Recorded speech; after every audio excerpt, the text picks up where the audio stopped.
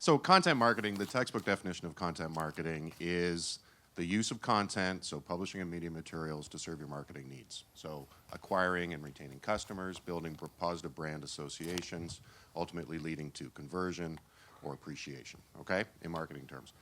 That's one way to look at it.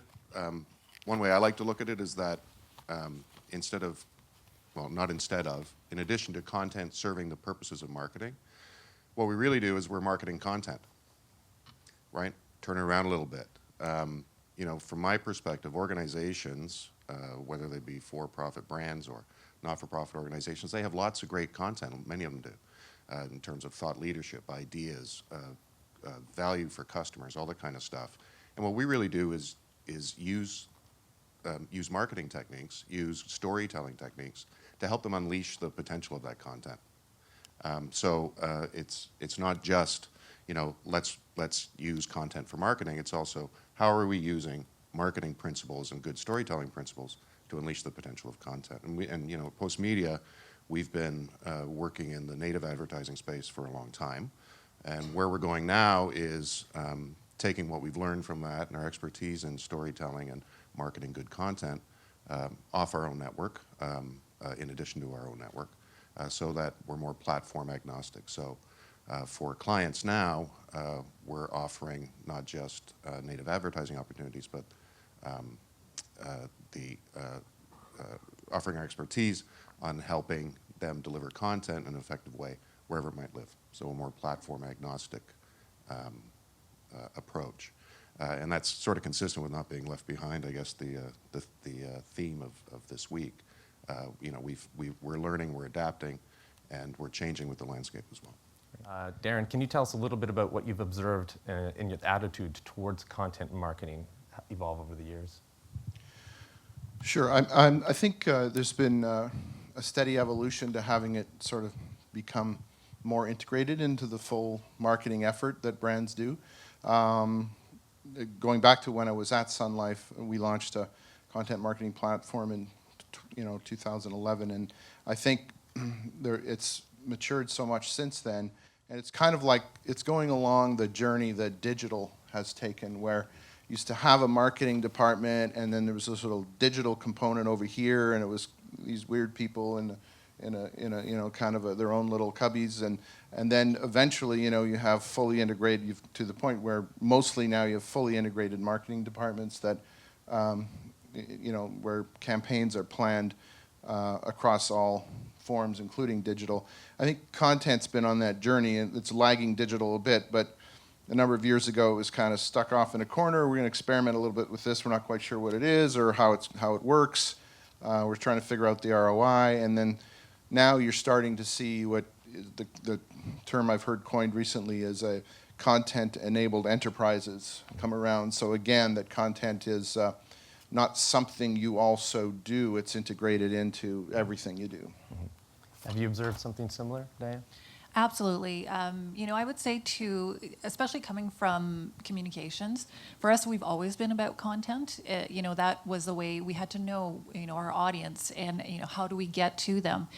We are certainly seeing now sort of this integration where digital marketing, PR, we're all coming together and trying to figure out that story and really, getting to learn our audience as well. And I think, especially in communications, the huge shift that we've seen is that, in PR, it used to be very one way. And good communications is never one way, right? We're not out there broadcasting. It's about communicating with our audiences, but then also taking in that information and then shaping our own efforts because of it. We work with some clients where they have an idea about what they want to be doing and want to be communicating, but we're getting feedback that, we may need to shift a little bit here and we may need to be talking about this.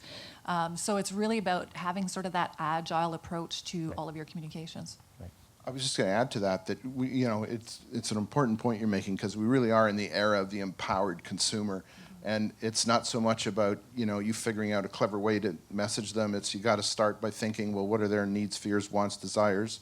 And let's create some authentically useful, helpful content and the other thing is you don't know what they think of your brand, but they're out there until they connect with you. So they're out there making judgments about your brand, and one way that you can influence that before they fully connect with you and try to become a client or whatever they might do, is have your voice heard in a way that is focused on them first versus, you know, not selling my product right now. I'm trying to help you understand the context in which of the problems or challenges you might face that might lead you to our products. So it's a slightly different role than traditional marketing. So has that relationship between people and brands, that communication, is that changed? Are people more open to hearing directly from brands now? Well, I think, but I'm saying they kind of do it invisibly for a while. Right. And so it's, you know, and if you don't have something out there to help influence and for them to consume, and you can't expect it at all to be at the point that when they identify themselves by landing on your website or signing up for something or downloading something or, you know. So I definitely think that the power is all with the consumer right now, and that's one of the drivers of content marketing. Absolutely, and I think, you know, consumers really are raising the bar for us as communicators as well. You know, they don't want to be talking to the brand per se, they want to be talking to individuals at the brand, and whether it is actually putting faces to the brand, but even just in the way that we, you know, have been communicating. You know, we see terrible news releases out there where it's all corporate speak, right?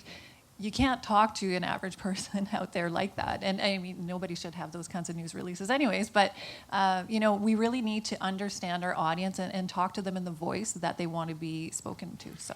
Right, right. And so why is content marketing important to you and your clients? I mean, what are the benefits?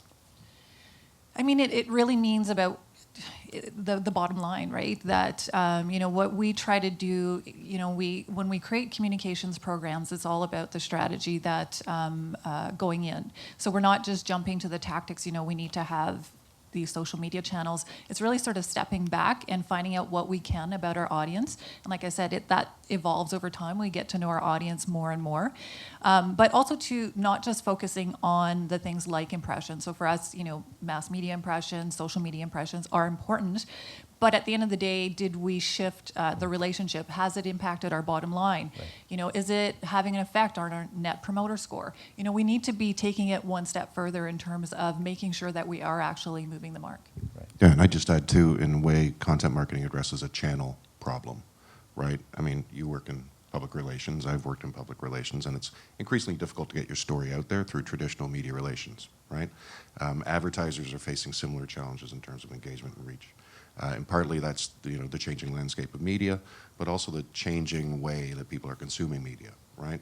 So content marketing takes advantage of owned channels or paid channels in a different way to try to engage them directly through content by offering value rather than necessarily brand messages or stories.